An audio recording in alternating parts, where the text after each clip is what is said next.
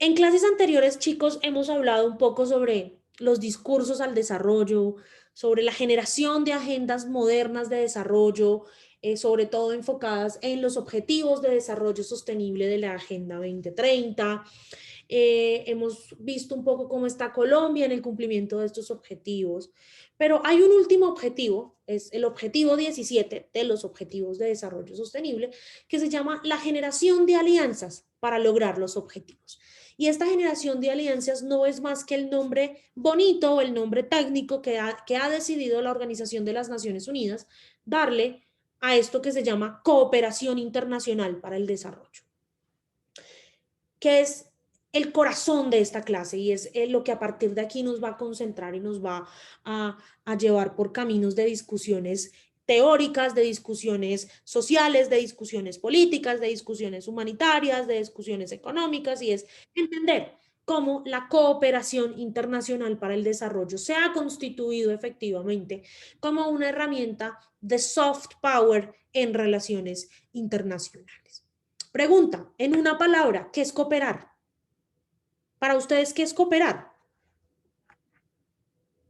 Ayudar. Ayudar. ¿Ayudar a Ayuda quién? mutua. Ayuda mutua. ¿Nosotros cooperamos con alguien? Diálogo, sí, muy bien. Gisette también puede ser considerado como diálogo. Eh, ¿Ustedes cooperan con alguien? ¿Con quién cooperan ustedes? ¿Ustedes hacen cooperación? Pues sí, profe, por ejemplo, cuando hacemos trabajos en grupo, que pues uno trabaja como con el mismo objetivo, ¿no? Sí, puede ser. ¿Qué más es cooperar? Además de ayudar, de dialogar. ¿Qué más es cooperar para ustedes? Buscar el bienestar común. Buscar el bienestar común, sí, que todos tengamos acceso a los mismos recursos, muy bien. La cooperación, no la cooperación, aquí vamos a empezar desde lo primero, desde la cooperación. ¿Qué es la cooperación? Para después entender un poco qué es la cooperación internacional para el desarrollo. La cooperación es el resultado de una estrategia aplicada a un mismo objetivo. Y este objetivo es desarrollado por un grupo de personas o de instituciones que tienen una misma visión. Es un proceso, cooperar es un proceso en el cual se emplean medios colaborativos y medios asociativos para lograr esa meta en común. Por ejemplo, cuando ustedes, como lo decía Sofía, se reúnen en grupo para hacer un trabajo, ustedes tienen una misma meta. Esa meta es sacar 5 en ese trabajo. Entonces ustedes colaboran y se asocian poniendo cada uno lo mejor que tiene, lo mejor de sus conocimientos, lo mejor de sus habilidades, lo mejor de sus aptitudes para lograr esa meta en común. La cooperación es una cosa que ha sido estudiada desde la ciencia política, desde la biología, desde la ecología, desde la antropología, desde la economía, es decir, todas las grandes ciencias de las ciencias exactas y las ciencias sociales se han interesado por estudiar eh, el fenómeno de la cooperación como un todo. Y en relaciones internacionales hemos decidido estudiarlo desde la consecución de logros para el desarrollo. El padre de la teoría de la cooperación es este señor, es el señor Robert Axelrod, quien junto con Martin Nowak y otros investigadores desde la economía empezaron a estudiar la cooperación, y ellos creen que la cooperación es una manera de buscar los intereses de cada uno sin que se nos obligue. Es decir, a mí, María Isabel Cadrasco, nadie me obliga a cooperar con Brian Felipe Peña para que nos vaya bien en el trabajo. Yo decido hacerlo por mi propia voluntad. Es decir, desde aquí ya tenemos una primera hipótesis, muchachos, y es que la cooperación es un tema 100% voluntario. En el sistema internacional, ustedes saben que el sistema internacional es anárquico por naturaleza, que la anarquía es el elemento que caracteriza, que define al sistema internacional, y esa anarquía hace que nosotros, o como dice Alexander Wendt, la anarquía es lo que los estados hacen de ella, y nosotros hemos decidido hacer de esa anarquía un elemento en el cual nadie nos obliga a hacer nada y nosotros todo lo que decidimos decir o hacer a nivel internacional es por voluntad propia. Entonces, la primera premisa importante sobre la cooperación internacional para el desarrollo, chicos, es que la cooperación internacional para el desarrollo es netamente voluntaria. Ningún Estado, ningún organismo intergubernamental, ningún organismo no gubernamental puede obligar a otro Estado o a otro actor del sistema internacional a generar estrategias, programas y proyectos de cooperación internacional. La cooperación nace de la voluntad de los Estados, de la voluntad de los actores para generar, como decía Laura, un bienestar en común. Un bienestar que puede ser un bienestar político, un bienestar económico, un bienestar social, un bienestar cultural o un bienestar académico. En el campo de la educación, por ejemplo, para poner un ejemplo, a la Universidad La Gran Colombia nadie la obliga a firmar acuerdos de cooperación interinstitucional con otras universidades. Esto nace producto de los intereses, de la voluntad de los profesores, de la institución como un todo, en generar sinergias con otras instituciones de educación superior en Colombia, en América o en el mundo. En ese orden de ideas, pues la cooperación internacional para el desarrollo, que es lo que realmente nos interesa a nosotros en esta clase, es aquella acción conjunta para apoyar el desarrollo económico y social de un país, mediante la transferencia de tecnologías, mediante la transferencia de conocimientos, mediante la transferencia de experiencias o mediante la transferencia de recursos financieros por parte de países con igual o mayor nivel de desarrollo, organismos multilaterales, organizaciones no gubernamentales y sociedad civil. La cooperación internacional para el desarrollo durante mucho tiempo fue concebida como una cooperación de tipo vertical, es decir, como una cooperación de un país rico, de un país desarrollado, a un país pobre, a un país subdesarrollado. Con la explosión del fenómeno de la globalización, con la mundialización de la vida política, económica y social de los estados y con la masificación de otros actores, con el surgimiento de otros actores, la cooperación internacional empezó a ser una cooperación de tipo horizontal o de tipo triangular, es decir, donde un país subdesarrollado o en vías de desarrollo ayudaba a otro país igual a él, o donde 3 o más actores se unían para lograr bien en común. Pero eso es un tema que vamos a ver cuando hablemos de las diferentes modalidades de cooperación internacional para el desarrollo. Ojo, ¿para qué sirve la cooperación internacional para el desarrollo? La cooperación internacional para el desarrollo, según la Organización de las Naciones Unidas, sirve básicamente para 6 cosas. Primera, para generar y dar ayuda humanitaria a los ciudadanos de países pobres o países en conflicto. 2, para mantener y proteger la paz y la seguridad internacionales, que acuérdense es el principal objetivo de la Organización de las Naciones Unidas. 3, para potenciar el desarrollo económico y social de los países que se encuentran en una clara desventaja respecto de otros estados. 4, para proteger los derechos humanos. Mediante la cooperación internacional para el desarrollo nos aseguramos que los estados cooperen en pro de proteger, de respetar y de promover todos los derechos fundamentales de los ciudadanos. 5, para proteger a los ciudadanos que sufren discriminación por su raza, credo, origen, etcétera, etcétera. Es decir, para proteger a los migrantes. Y sobre todo para fortalecer la democracia y la libertad de expresión.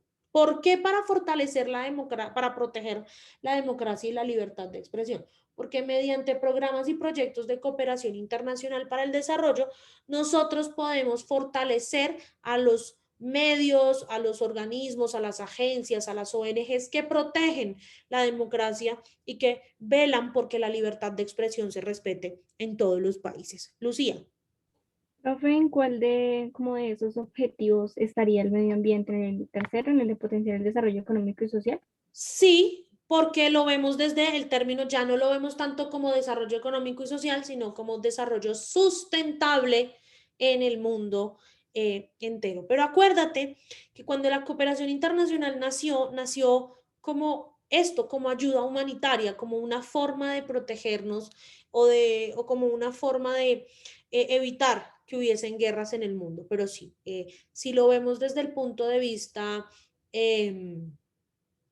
si lo vemos desde el punto de vista del medio ambiente, la cooperación sirve desde este objetivo, desde este goal que tiene, que es potenciar el desarrollo económico, el desarrollo sustentable, podemos decirlo, más que desarrollo económico y social, digamos desarrollo sustentable de los países que se encuentran en una clara desventaja respecto de otros. Pero ojo, señores y señoritas, ¿quiénes son los actores que hacen cooperación?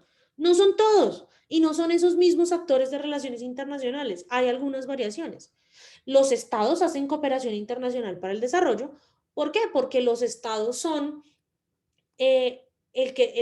los estados son el más poderoso actor, no solo del sistema internacional, sino el más poderoso sujeto de derecho internacional. Voy a hacer una pequeña analogía, no sé si a ustedes les gustan las películas de Avengers, pero el Estado es como Iron Man, el que nos salva de todos los problemas que tenemos. Pero también los organismos intergubernamentales como la ONU y sus diferentes agencias, como la Unión Europea, como la OEA, hacen cooperación internacional para el desarrollo, sobre todo la ONU y sobre todo la Unión Europea.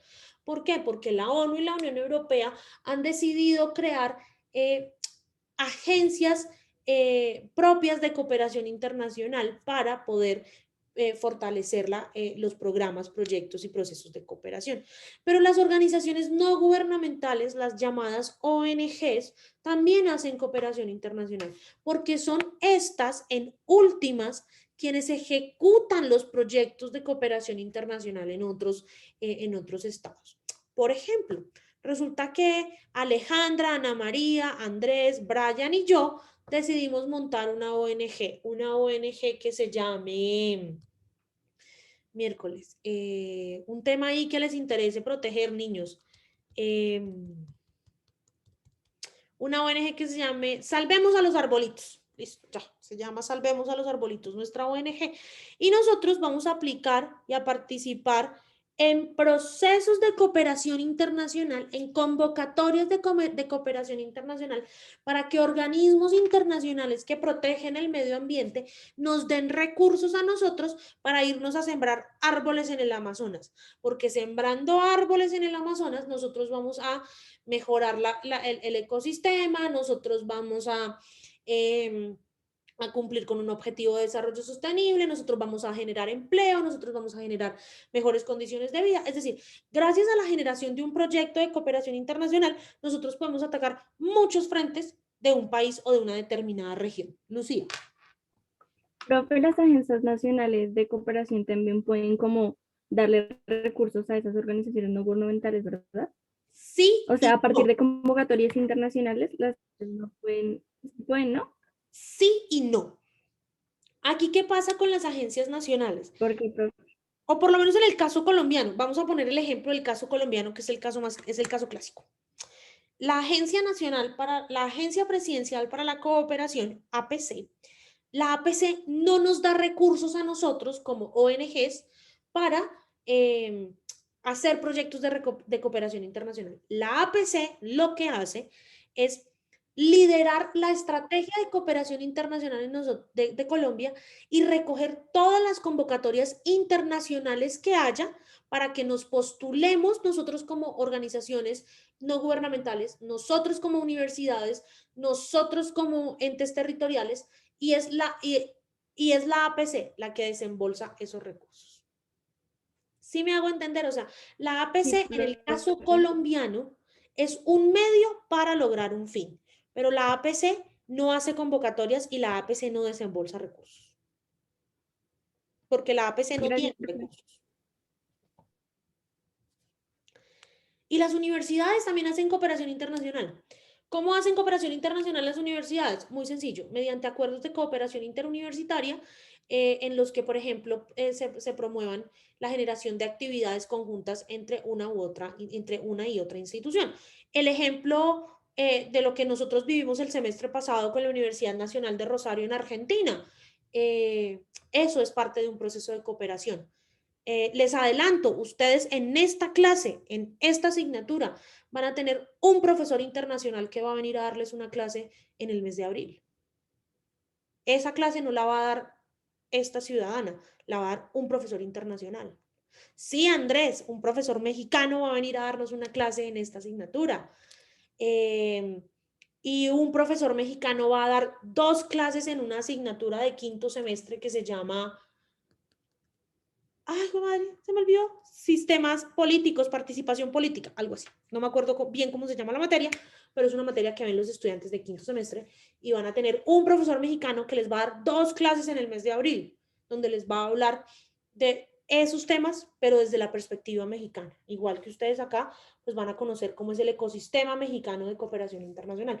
Eso es producto de cooperación internacional. Nosotros, sus profesores, el profesor Bernal, la profesora Diana, el profesor Alexander y yo también vamos a dar unas clases en esa universidad mexicana para compartir desde Colombia nuestras perspectivas de diferentes temas con estudiantes y profesores mexicanos. Así hacemos cooperación internacional en las universidades, generando proyectos que generen intercambios culturales entre unas y otras instituciones.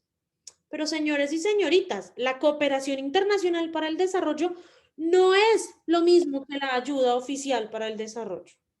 La ayuda oficial para el desarrollo son los flujos que agencias oficiales como los gobiernos, las agencias de cooperación, los gobiernos locales, los gobiernos territoriales, etcétera, etcétera, destinan a países en vía de desarrollo y a países que tienen situaciones de guerra, que tienen como objetivo 2 cosas. 1, promover el desarrollo económico y el bienestar de estos países, y que son de carácter concesional, son elementos de donación, es decir, nosotros donamos cierto tipo de recursos a Malí, por ejemplo, porque en Malí hay una guerra, o nosotros donamos $1.000 millones para comprar medicinas para el conflicto en Siria, porque eso nos va a permitir ayudar a que el pueblo sirio mejore sus condiciones de vida. Eso es ayuda oficial para el desarrollo. Eso no es cooperación, porque en la cooperación internacional para el desarrollo lo que hay es un intercambio recíproco, es un proceso de entendimiento entre 2 partes. La ayuda oficial para el desarrollo es como una donación que nosotros como estados hacemos para promover ciertos fines. Sofía. Pero es que yo me quedado un poquito con la duda respecto a la pregunta que te hizo Lucía. O sea, la APC vendría a ser como un intermediario que, o sea, recibe los fondos que proporcionan organizaciones y luego ahí sí los reparte. Lo reparte de acuerdo a quienes se ganen las convocatorias de cooperación. O sea, digamos, en el caso de la fundación que tú dices que nosotros creáramos y pidiéramos como unos fondos o algo así, la que primero recibiría el dinero sería la APC. La APC y la APC nos los da a nosotros, Ah, ok, gracias, profe. a nuestra fundación para salvar arbolitos. Deberíamos crear una fundación todos nosotros. Pero, ¿dónde nace esto de la cooperación internacional para el desarrollo? ¿Quién se lo inventó? ¿Se lo inventaron? El sistema de cooperación internacional para el desarrollo nace básicamente en el año de 1944, cuando se da la conferencia de Bretton Woods, que es la conferencia que configura lo que se denomina el nuevo orden mundial o el nuevo sistema internacional de la posguerra, y que fue un sistema en el que, pues ustedes saben, que se reunieron en Estados Unidos muchos países, entre ellos Colombia, porque Colombia también tuvo un representante ante Bretton Woods, y este sistema lo que nos dijo, bueno, fue, primero, el mundo va a estar, la moneda de intercambios comerciales va a ser el dólar norteamericano, el principal centro financiero del mundo va a ser la ciudad de Nueva York, vamos a promover el respeto a los derechos humanos, vamos a promover la democracia, porque ya nos dimos cuenta que la guerra no sirve, etcétera, etcétera, etcétera. Parte de eso da nacimiento en 1945 a una cosa que se llamó la Organización de las Naciones Unidas, que es la hija de algo que se llamó la Liga de las Naciones, que se creó por allá en 1918, 1919, que no funcionó. Y la Organización de las Naciones Unidas tiene como fin último lograr el mantenimiento de la paz y seguridad internacionales en todo el mundo. Es decir, el fin último de las Naciones Unidas es que en todo el mundo, o por lo menos en los países que sean miembros de las Naciones Unidas, que son casi todos los países del mundo, no haya conflictos y haya un sistema de seguridad que permita a todos los ciudadanos y ciudadanas de esos países el goce efectivo de sus derechos fundamentales. Entendiendo los derechos fundamentales no solamente como los derechos humanos de primera generación, sino también los llamados derechos humanos de segunda generación, que son los derechos civiles y políticos, y los derechos humanos de tercera y cuarta generación, que son los derechos sociales, ambientales, culturales y colectivos. El primer programa o la primera iniciativa de lo que se llama Cooperación Internacional para el Desarrollo nace en 1948 cuando se crea el Plan Marshall de Reconstrucción Europea. El Plan Marshall de Reconstrucción Europea fue un plan de ayudas y alivio económico, un plan de salvamento económico liderado por el gobierno de los Estados Unidos, ya en ese momento consolidado como hegemón del sistema internacional para ayudar a la reconstrucción de los países de Europa y al nacimiento de lo que posteriormente se conoció como la Comunidad Económica Europea, hoy llamada Unión Europea. En 1950, cuando se empiezan a descolonizar los estados del llamado tercer mundo, es decir, cuando se empiezan a generar los procesos de independencia en el sur de Asia y África subsahariana, sobre todo porque ya en América Latina para esa época todos los países eran países independientes, esto generó que hubiese que generar flujos de ayuda económica para que estos países pudieran institucionalizarse y pudieran consolidarse como tal dentro del sistema internacional. El segundo gran programa o gran proyecto de cooperación internacional liderado por los Estados Unidos se da en los años 60 en América Latina y se llamó la Alianza para el Progreso. Fue un plan del gobierno de John Fitzgerald Kennedy para combatir el comunismo en América Latina, la influencia del comunismo en América Latina, y lo que buscaba era la generación de espacios donde jóvenes norteamericanos de las universidades de la llamada Ivy League, que son las universidades más reputadas y con mayor reconocimiento de los Estados Unidos, dentro de las que se encuentran Harvard, Yale, Brown, Princeton, Stanford, entre otras, vinieran a dar clases de inglés en barrios deprimidos de ciudades de América Latina. Dentro de ese proyecto de la Alianza para el Progreso, pues tuvimos la visita de John F. Kennedy a Colombia con su esposa Jacqueline Bouvier para venir a inaugurar la máxima expresión de la Alianza para el Progreso en América Latina, que fue un barrio en la ciudad de Bogotá, que hoy es una localidad que se llama Kennedy. Eso también era como una forma, acuérdense que en el 60 estábamos en plena época de la Guerra Fría, eso también fue como una forma de mirar si realmente el comunismo no se había metido a lo que se llama el patio trasero de los Estados Unidos y si todavía Estados Unidos tenía una real, verdadera influencia en el mundo. En el 61 se crea la Organización para la Cooperación y el Desarrollo Económico, mejor conocida como la OCDE o la OCDE, que es una organización o un club de buenas prácticas en materia de políticas públicas, y a partir de acá se generó una política para todos los estados que hacen parte de la OCDE. Es que todos los estados que hacen parte de la OCDE deben donar el 0.67% de su Producto Interno Bruto anual para cooperación internacional para el desarrollo, o para ayuda oficial al desarrollo más bien. Desde el 60 hasta el 2000 fue para ayuda oficial al desarrollo, después del 2000 ya es para programas de cooperación internacional para el desarrollo. En 1970, con la explosión del fenómeno de la globalización y el surgimiento de nuevos actores en el sistema internacional, hay un vuelco a lo que llamábamos cooperación internacional para el desarrollo, precisamente porque desde 1944 hasta 1970, es decir, un periodo de casi 30 años, la cooperación era una cooperación vertical, de país rico a país pobre. Pero resulta que en el 70 muchos estados empezaron a consolidarse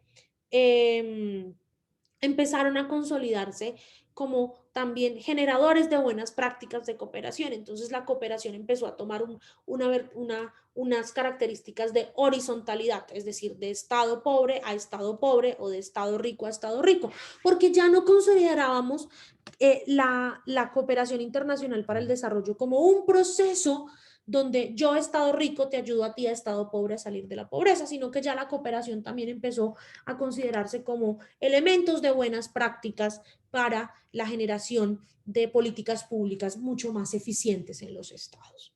Pero en los 80 llega una crisis de la cooperación internacional para el desarrollo. ¿Por qué?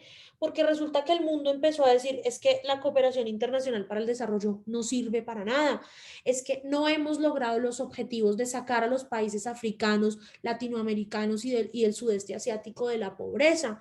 No hemos logrado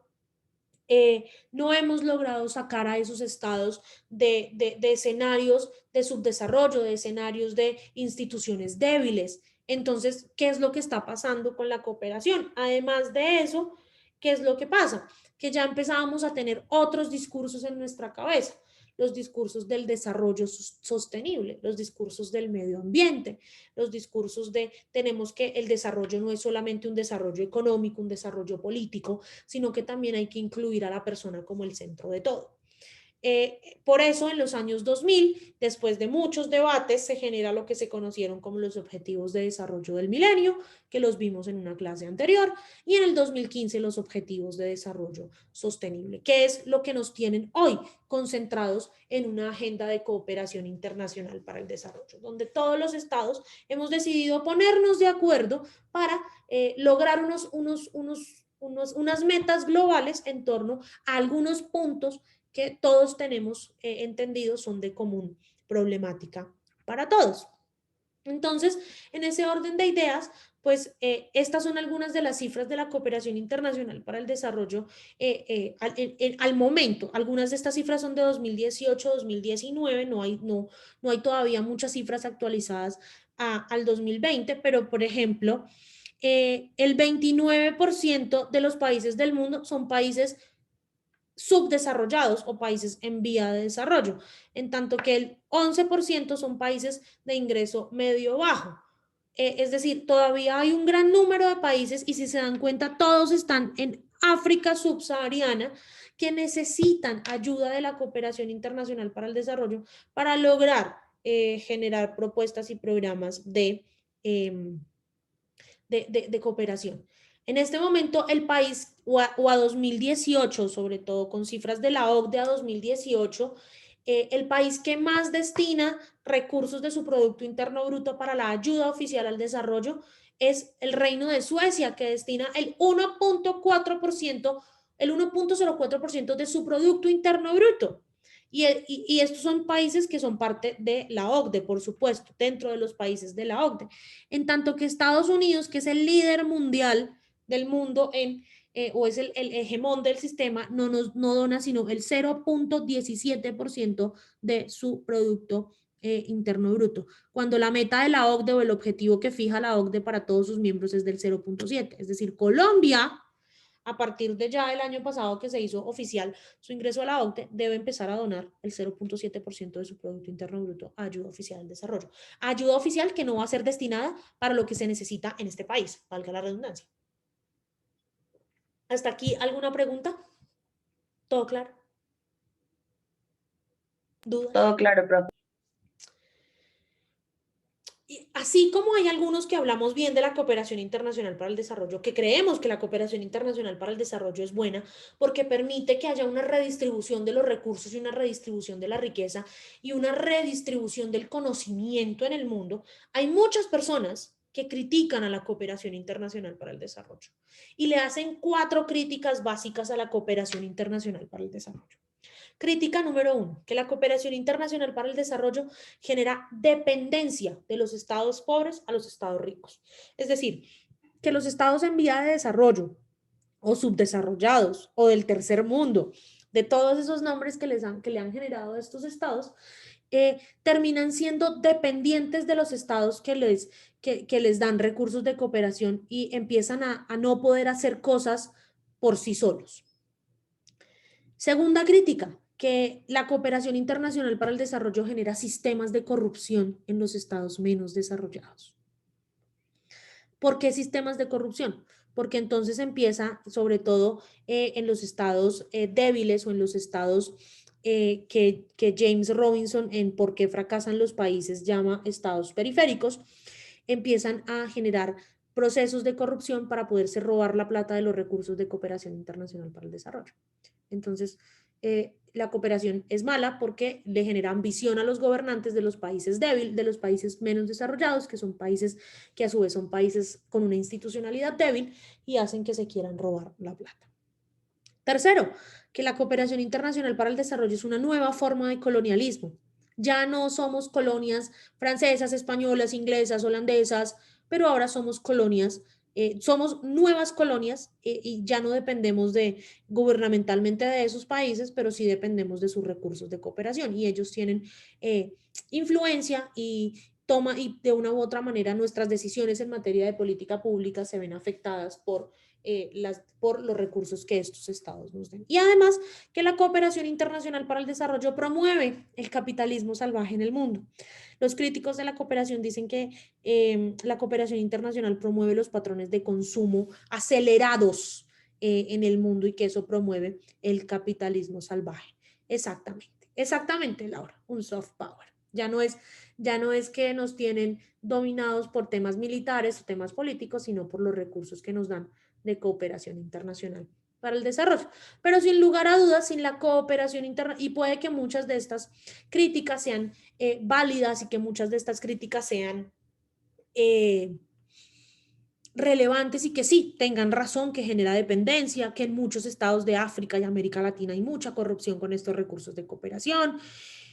Pero sin la cooperación internacional para el desarrollo no se hubiesen podido lograr muchas cosas, sobre todo en los países o en las naciones más atrasadas del mundo, sobre todo en términos de lucha contra el VIH, la malaria, enfermedades infectocontagiosas y generación de procesos que permiten sacar a la gente de la pobreza extrema en el mundo. Entonces, en este término, también es un poco hacer esa reflexión de si realmente esta cooperación ha cumplido con su objetivo principal o no, para poder analizar cómo desde sus diferentes vertientes se hace cooperación internacional para el desarrollo. Laura. Es que yo tengo una pregunta, o no sé si lo puedas ver de otro modo, pero creería que la cooperación intrínsecamente trae consigo precisamente todas esas consecuencias a las que se le critican. ¿Tú crees que de pronto pueda existir de alguna manera que habiendo cooperación no se den ese tipo de relaciones como negativas? Es difícil porque de una u otra manera, si nosotros buscamos cooperación o si nosotros participamos en escenarios y en el ecosistema de cooperación, es porque hay cosas que no tenemos que nos hacen necesitar a otros. Y eso, el necesitar a otros nos hace dependientes y hace que esa otra nación genere colonialismo sobre nosotros. La cooperación es muy buena. Yo soy una de las principales defensoras y de las principales fanáticas de los procesos de cooperación internacional para el desarrollo, pero sé que mal manejada la cooperación internacional para el desarrollo puede generar relaciones muy tóxicas entre los estados. Y el claro ejemplo es la cooperación militar entre Colombia y los Estados Unidos. Nosotros nos hemos convertido, o Estados Unidos lo que hizo fue convertirnos en el tercer o cuarto ejército mejor armado del mundo después del del ejército de los Estados Unidos y del ejército del Estado de Israel. ¿Con qué fines? Con fines de generar un proceso, un nuevo tipo de colonialismo sobre Colombia, y esto ha generado corrupción y esto ha generado una dependencia. Entonces yo particularmente creo que aunque la cooperación es muy buena y sirve para muchas cosas, estos 4 vicios, y más que de estos 4 vicios, 2, el de la dependencia y el del neocolonialismo, no se van a superar, o no pueden haber relaciones de cooperación sin dependencia y sin neocolonialismo en el sistema. Y eso es algo que vamos a seguir viendo, a menos que se cambie el ecosistema de cooperación por un ecosistema en donde no manden los países ricos, sino que la cooperación no sea vertical, sino que sea una cooperación netamente horizontal, donde todos, países ricos o países pobres, podamos hacer un intercambio efectivo de capacidades. Pero eso es un momento para reflexionarlo, ¿no? Y pues a mí me gusta que reflexionemos en ese tipo de ideas. ¿Cómo ven las teorías de las relaciones internacionales los procesos de cooperación internacional? Las teorías realistas y no realistas creen que la cooperación no existe, porque los estados solo buscan tener más poder en términos de sus intereses nacionales, y para los realistas el poder se consigue mediante el hard power, mediante la guerra. Los liberales y los neoliberales creen que la cooperación existe y es posible en tanto que los llamados regímenes internacionales de Robert Keohane y Joseph Nye hacen de ella su marco de acción. Regímenes internacionales como la ONU, como la OEA, como la UNASUR, como el Mercosur, como la Unión Europea, etcétera, etcétera. Y los constructivistas dicen que sí, que la cooperación sí existe y que se da porque los agentes de una determinada estructura, una estructura llamada, los agentes que son los actores del sistema internacional, pues comparten intereses e identidades compartidas. Es decir, para los constructivistas la cooperación internacional sí es un encuentro de voluntades entre los estados. En tanto que para los liberales es un tema de soft power, de diplomacia, es otra forma de encontrar poder o de generar poder. Y pues para los realistas y los neorrealistas la cooperación no existe, no es posible y no se da precisamente porque lo que los estados buscan es el poder. Y el poder a toda costa. Para los realistas el fin sí justifica los medios y muchas veces el fin que es el poder se justifica mediante la guerra. Ahora reflexionemos entre todos, hablemos entre todos unos minutos antes de terminar la clase. ¿Ustedes creen que la cooperación internacional para el desarrollo es el futuro de las relaciones internacionales o hay otros elementos de soft power o de smart power en relaciones internacionales que nos permitan abrirnos hacia caminos mucho más interesantes? ¿Están de acuerdo con las críticas que se le hacen a la cooperación internacional? ¿Creen que realmente la cooperación ha cumplido su finalidad, que es sacar de la pobreza y sacar del subdesarrollo, sea ello lo que sea, a los estados más pobres del mundo? ¿Qué creen ustedes?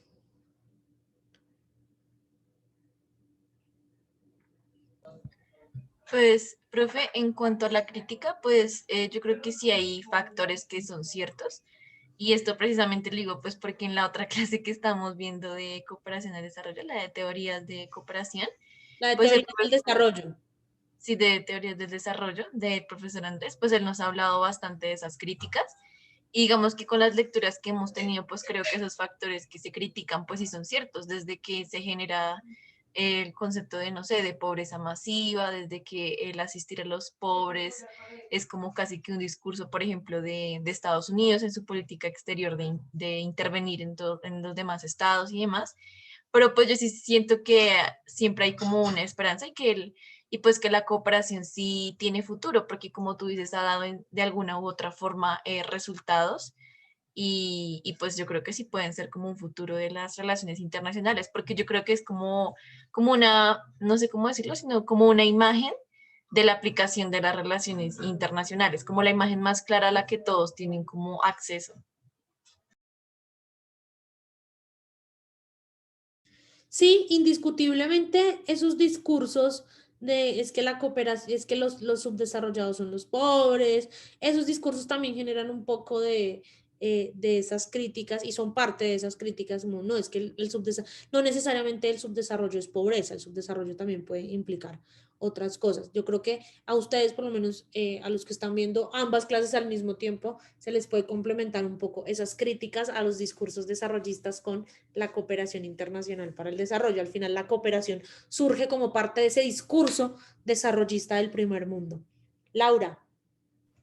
Yo creo que lo comido por lo servido y hay que sacrificar unas cosas para obtener otras. O sea, si yo voy a recibir algo, en consecuencia tengo que sacrificar algo y creo que esa es una dinámica completamente real y pues que hay que ver, digamos que desafortunadamente se presentan en esos términos, pero hasta el momento no conocemos como otra realidad, pues se van a seguir ejecutando estos planes de cooperación con estas consecuencias. Entonces, como que hasta el momento es lo que nos ha servido y pues lo que te digo, para poder recibir algo, generalmente tenemos que sacrificar algo. Entonces pienso que así funciona el sistema.